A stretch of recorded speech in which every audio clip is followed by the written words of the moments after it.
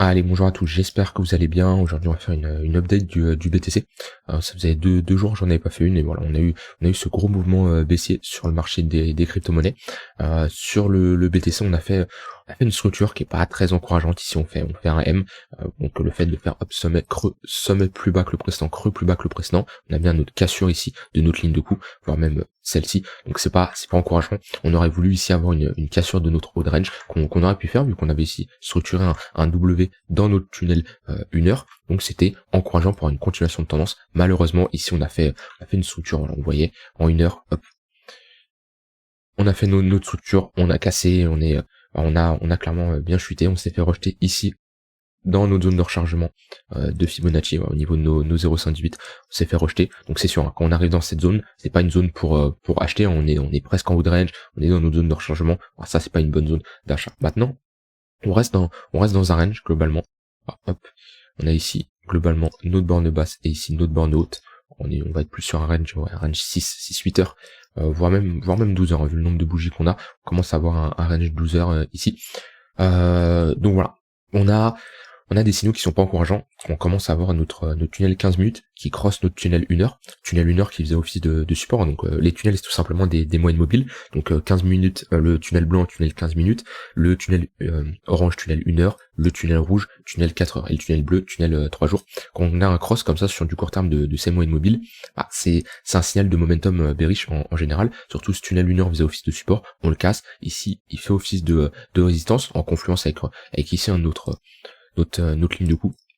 Voilà, donc je chercherai pas à longue, à moins qu'on ait vraiment une cassure de ce niveau-là, et encore, c'est pas, ici je ferai plus de la stratégie de range, hein, qu'on va parler juste après, mais pour jouer ce suivi de tendance, c'est pas la meilleure des choses, hein, le fait de casser ici. De toute façon, comme on peut le voir, en général, voilà, quand on a ici un tunnel 15 minutes qui passe au-dessus de notre tunnel 1 heure, on a bien une tendance haussière qui est bien amorcée, on le voit, hein, on a notre 15 minutes qui est au-dessus du 1 heure, hop, voilà. À partir du moment où le 15 minutes crosse le 1 heure, et ben ça peut être une période de baisse. Alors bien sûr, c'est proportionnel à l'unité de temps, c'est pas pour ça qu'on va faire un moins 30%. On est ici entre des moyennes mobiles court terme, mais on voit que le 15 minutes crosse le 1 heure, c'est pas encourageant. Au moment où il recrosse à la hausse, voilà, on a quand même une tendance haussière, et pareil, quand il recrosse à la baisse, et ben on a des opportunités de short.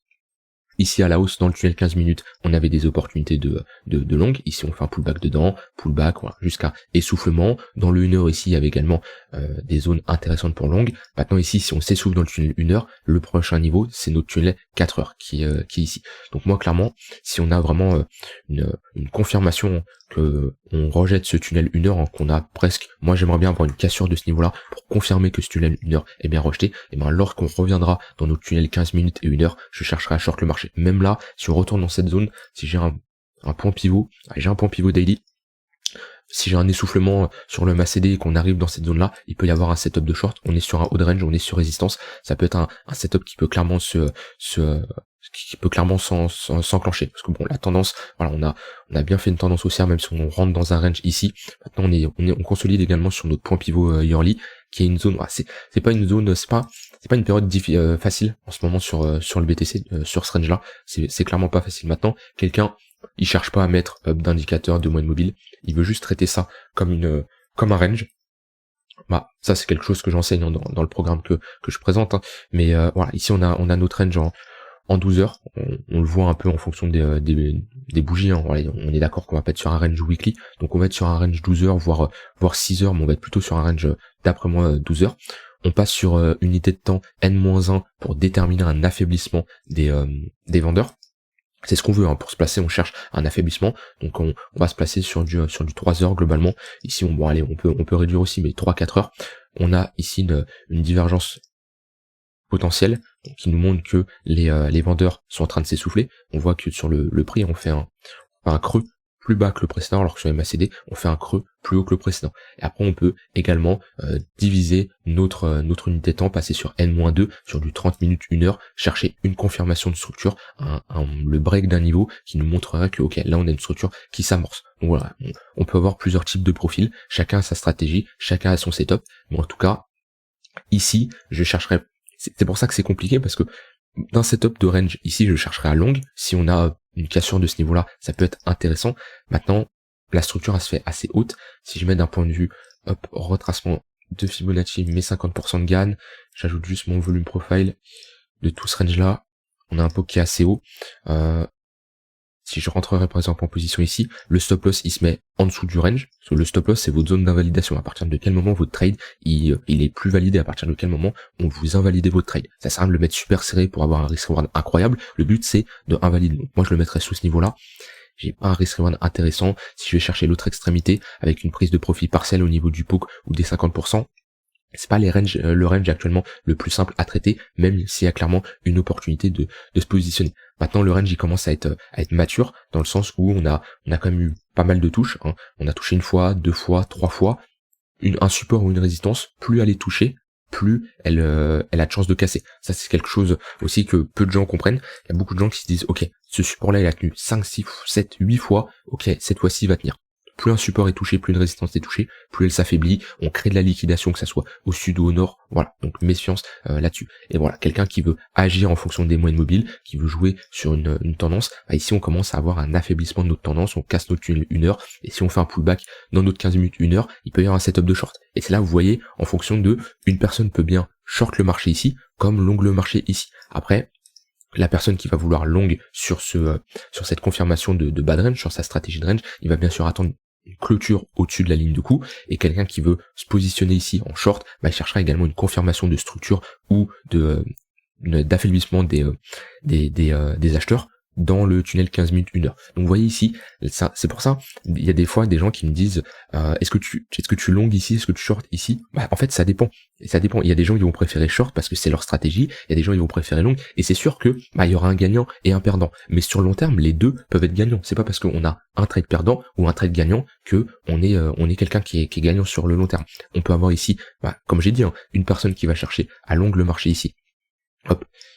Dans sa stratégie, et quelqu'un qui va venir short le marché ici, voilà. Et ben, bon, déjà, moi je serais plutôt sur du court terme dans ce tunnel, dans ce tunnel 1 heure.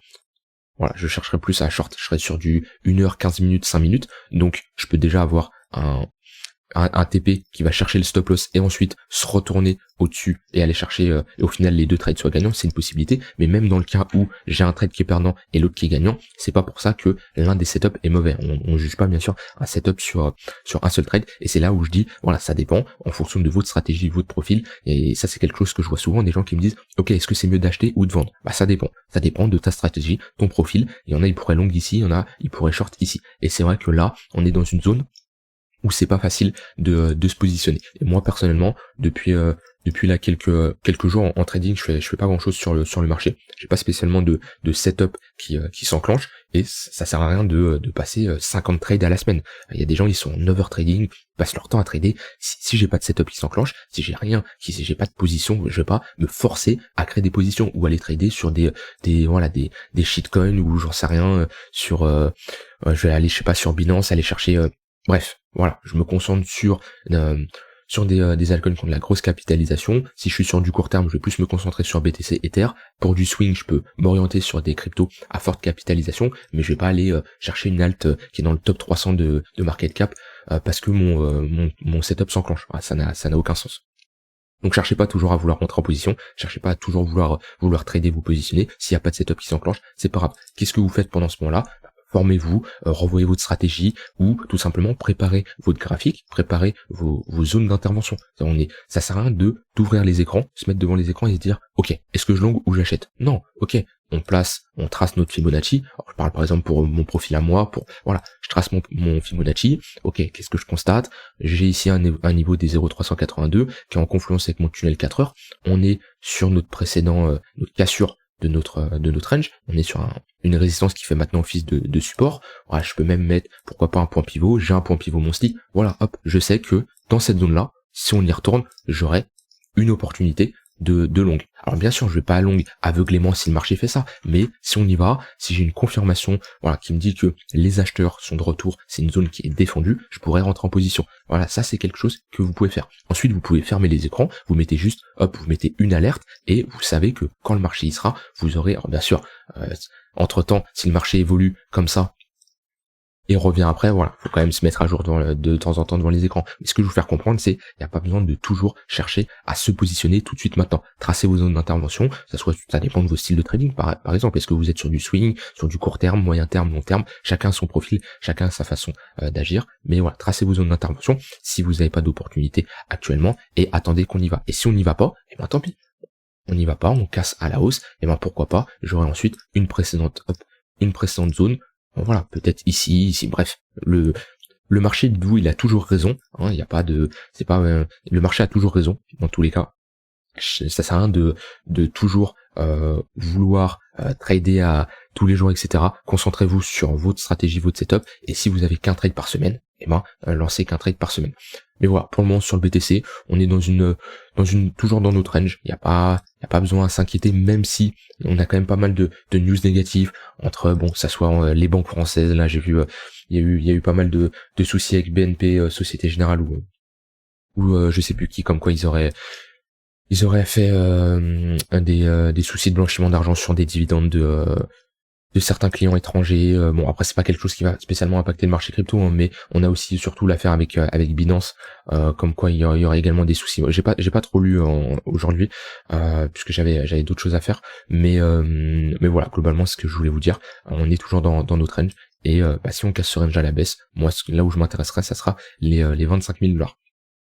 Voilà, j'ai dit ce que j'avais envie de dire sur le BTC, c'était plus plutôt du blabla, ou voilà, ma façon de voir les choses. Alors c'est pas parce que je vois de cette façon-là que tu dois voir de la même façon, hein. Chacun a sa vision, moi je te l'apporte juste, après tu fais ce que tu veux avec. Tu prends en compte ce que je dis, tu prends pas en compte, toi t'es libre de faire ce que tu veux, moi je te partage juste ma vision. Voilà, j'ai dit tout ce que j'ai envie de dire sur le BTC, n'hésite pas à me dire ce que vous en pensez, et on se retrouve demain pour une prochaine vidéo. Bye bye.